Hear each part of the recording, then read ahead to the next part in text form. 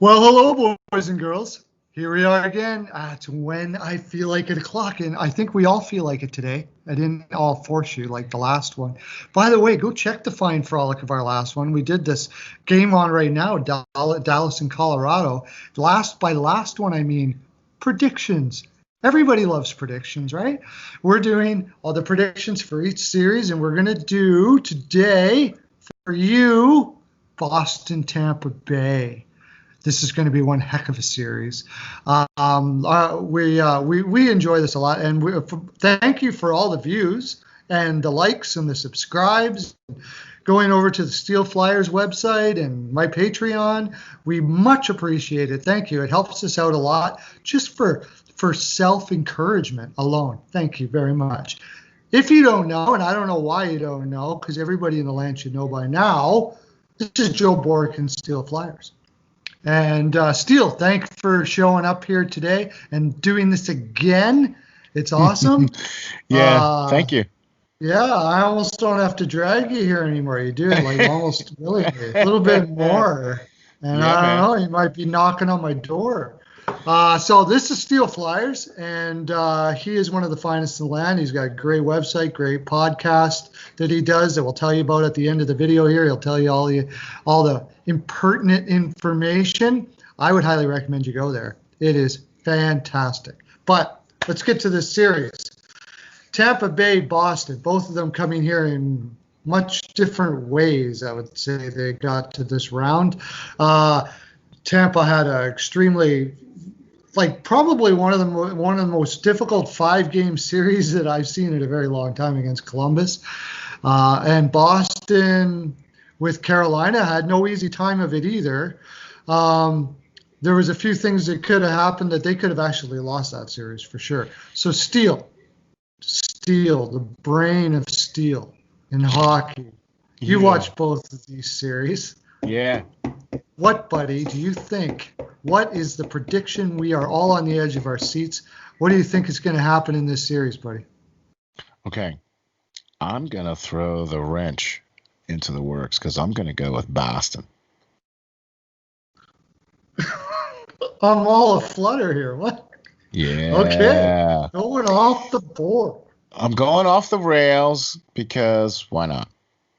I just have a thing where Stamkos is not scheduled to play in the first game, and I think there's a lot more emotion, and I think there's a lot more pushback coming from Boston than there is from Tampa Bay. I think there's a lot more adversity coming out of Boston. They played not their best in the round robin, and then they came out and played really well against Carolina, okay, and got up on their game. And that's what I'm going with Boston. I think Halak can be the difference. I think that Stamkos is going to be the difference maker. I know Tampa Bay has got a lot of speed and a lot of talent and a lot of skill, and I get it. But they are going to be without Stamkos for at least the first game and potentially even more. They're not going past the first game. They're just saying he's not going to be available for the first game.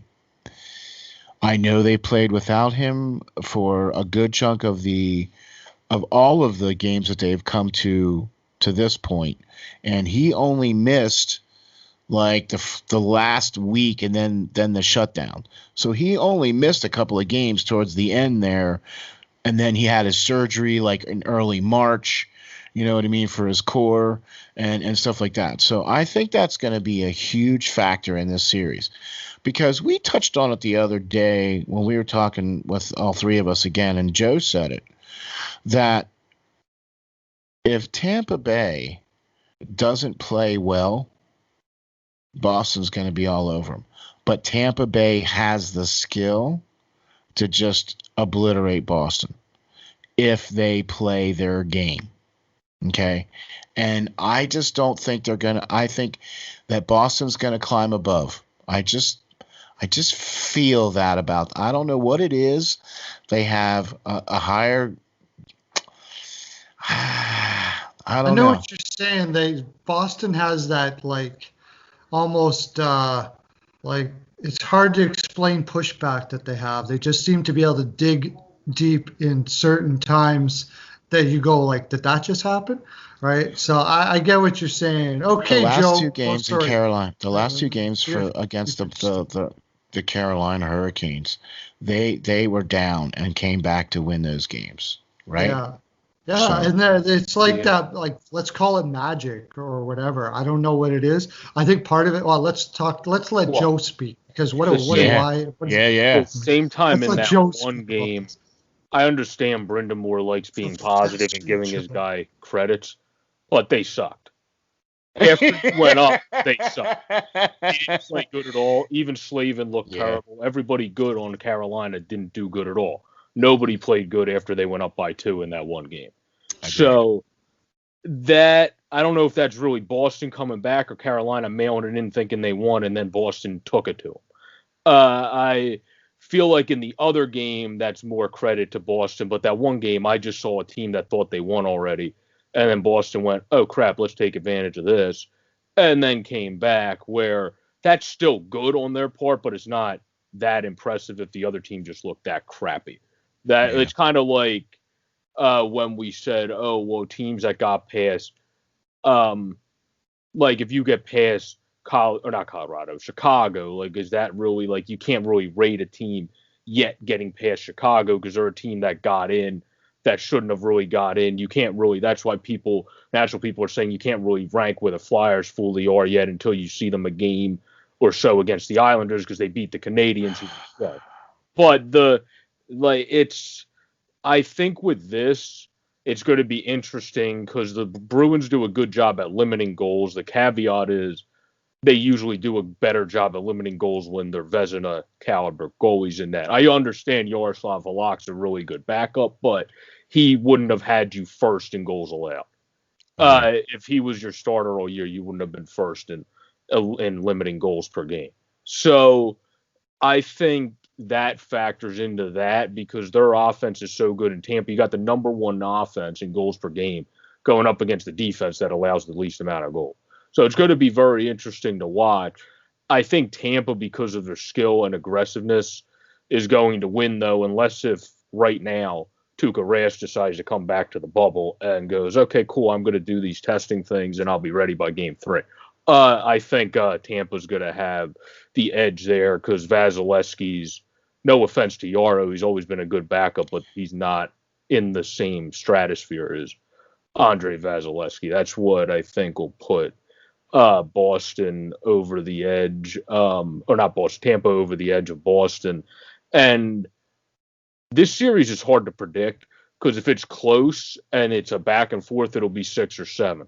But Tampa has the skill with Yaro Halak in net over Rask, who isn't bad, but like I said, if you get him going side to side, he's not a guy that's going to make those Hasek-esque robbing saves like you see from Rask at times. I agree. Where this could be a 5-game series, or where Tampa could just say, "Yeah, you guys got one, have fun with that," and then they'll beat them in 5, or it could be 6. That's why this is so hard to pick. I'll probably go conservative on more series, so screw it. Tampa in 5. Okay. Wow. Yeah. Okay. I'm with you. 7. I'm going Steel. 7 on this. Okay. 7 I'm with you, games. Steel, on the Boston Magic. There is something in that. I don't know what it is. Like what Pro Joe, I like to call him, Professor Joe.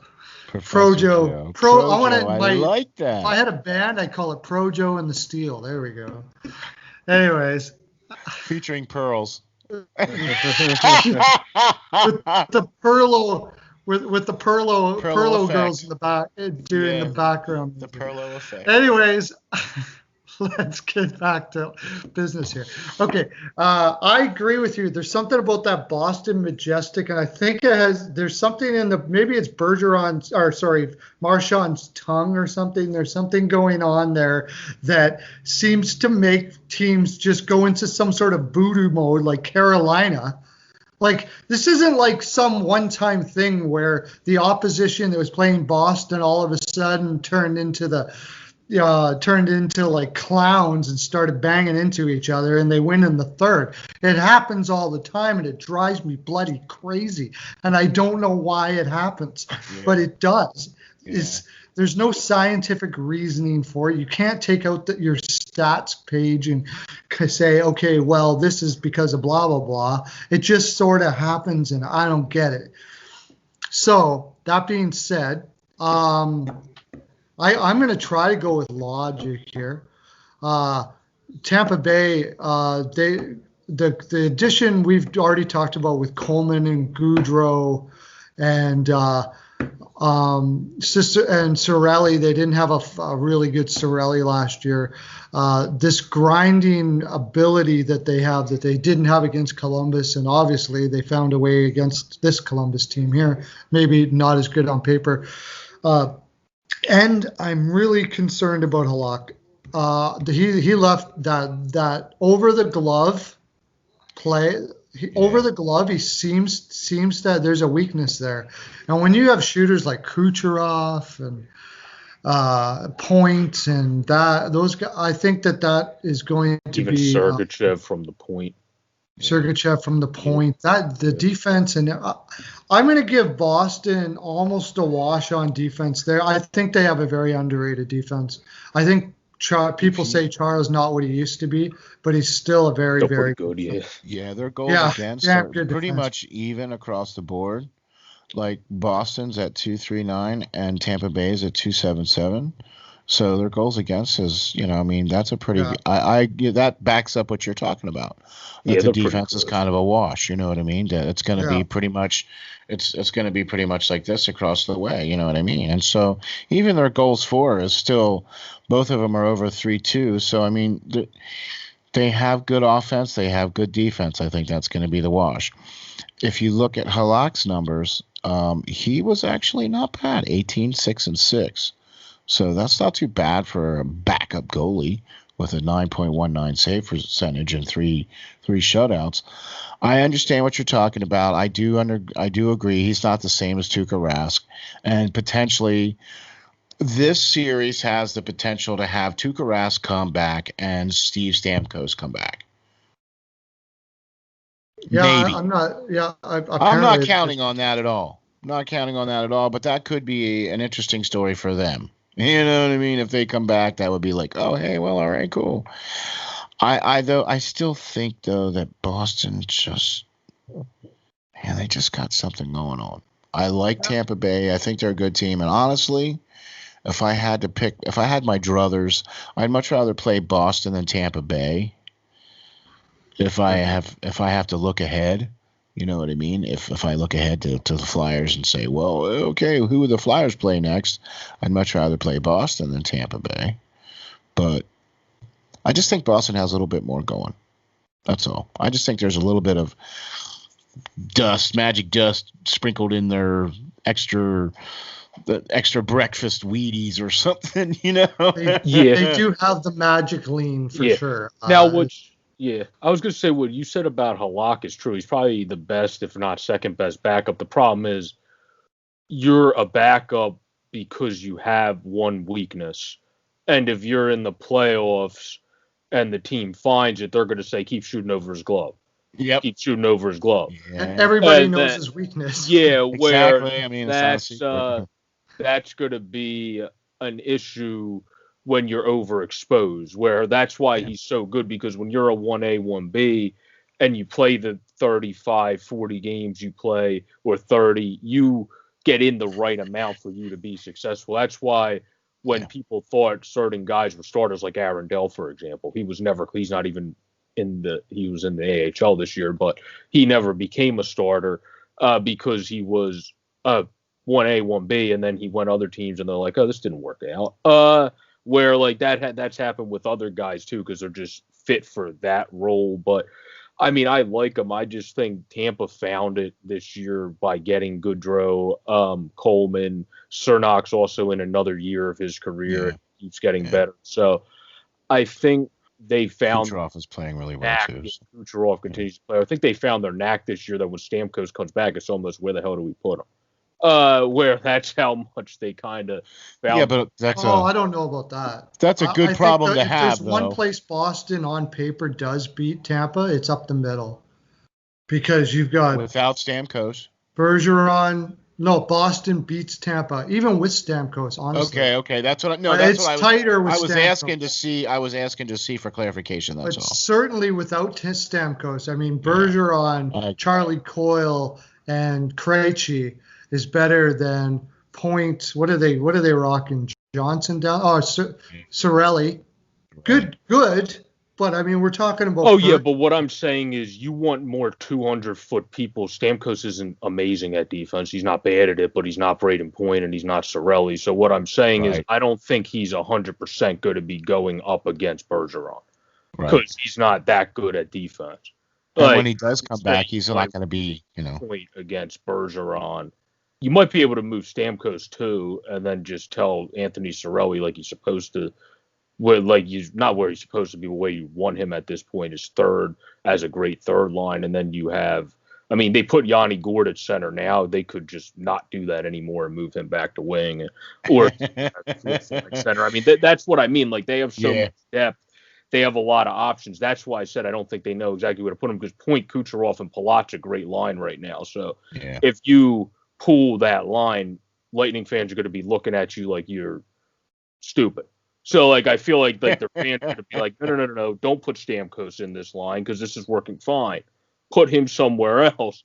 Where that's why I'm saying I don't know. Like, if you put him, but the line with Cirelli, Johnson, and Killorn has looked good. It hasn't been as offensively touted. So you might be able to put Stamkos back there and then move Cirelli down. But then you have to figure out where you put in Yanni Gourde, who's at center on the line, if you're moving him to the wing, or that's how they had it the last game. And then they move Coleman around because they have interchanging centers and wingers now.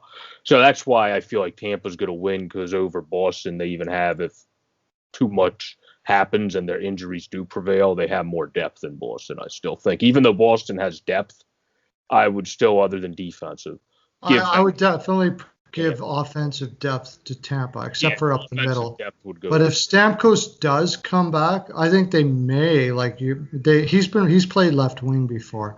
Yeah. I have a feeling that if Stamkos does come back, it's like a morale booster. I think his issue is bad, and one game could be a problem for him. I just have that feeling that, because Stamkos, like, he's just going to magically be okay one more game. It doesn't seem he's going to be hurt when he plays, I would think. Yeah, he's not going to play a lot of minutes either. He's going to be limited with his time when he comes back.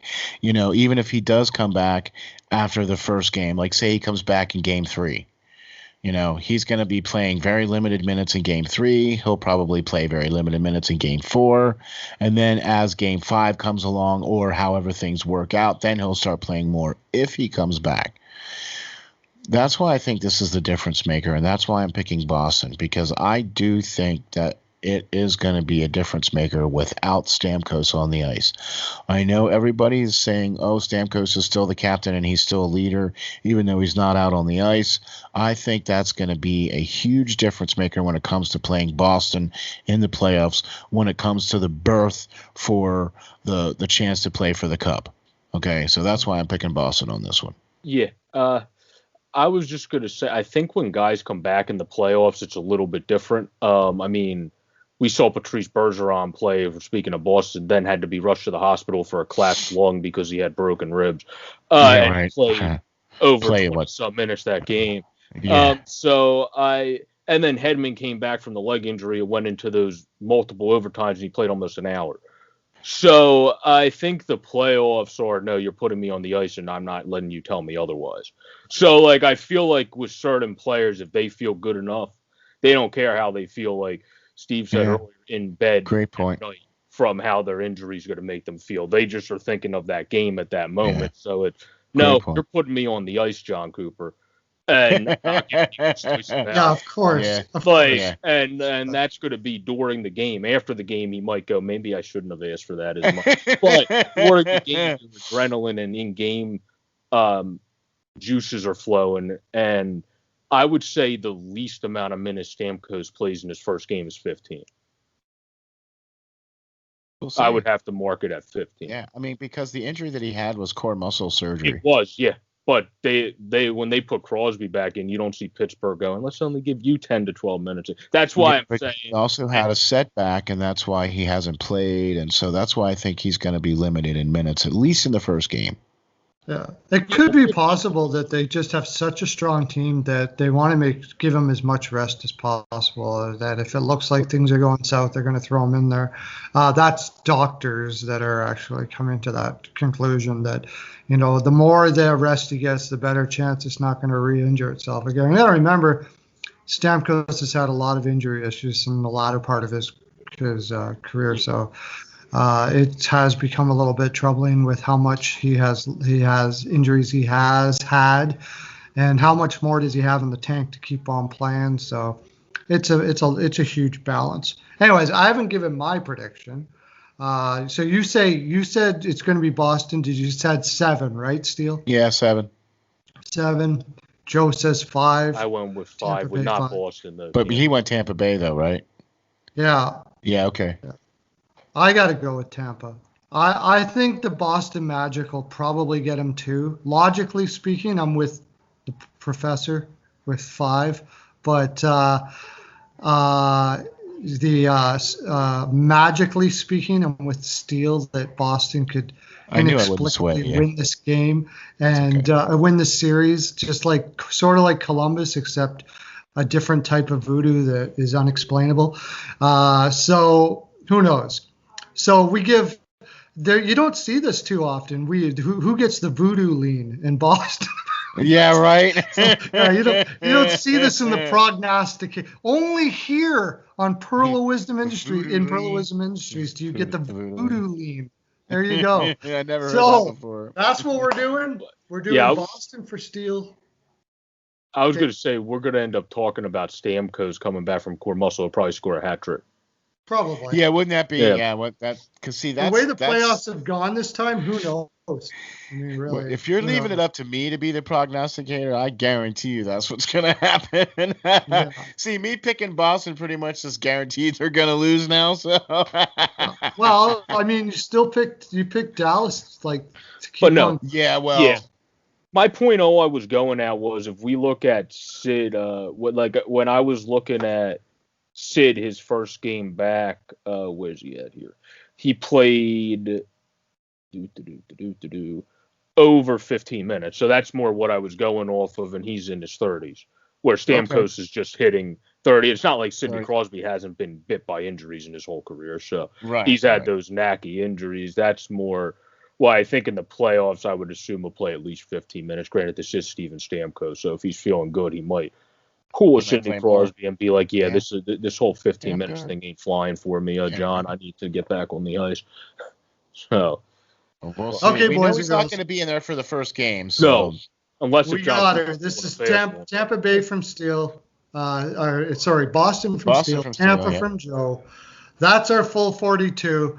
We could go on for hours, and I know you'd like that, and we will do that because we're going to be doing lives for who knows how long. The end of time. We'll just keep on going. We'll just keep on asking Joe questions, and we'll just go forever. There you go. I'm good. Well, just like from last night, we called out his name. Good old Rupe scored to ice it in the third period for Dallas. So there you go. Baby, 5-3 on the final.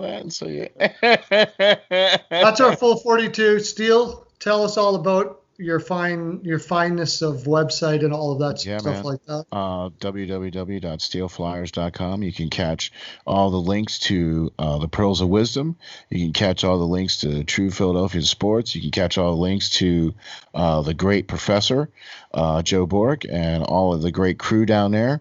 You can definitely catch all the videos and the podcasts and everything right there.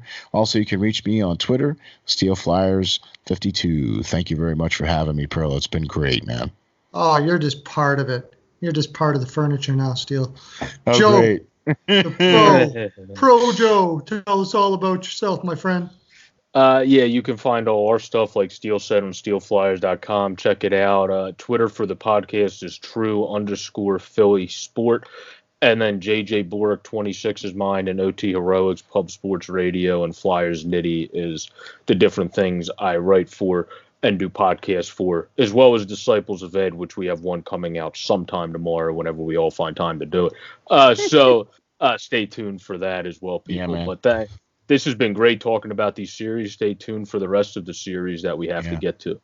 Yes, we are going to do one tomorrow. What's the other series we're doing? Vegas. Oh, Vegas. That's Yeah. Don't forget to hit the like and the subscribe down there. Yeah, tell us how you feel. All the kids are doing it. Yeah, right. That's our full 42%. You can find me on Steel Flyers. Go over there, check it out, buddies, because it is good times. Have a great day. Lots of love. Enjoy the hockey tomorrow. To ya.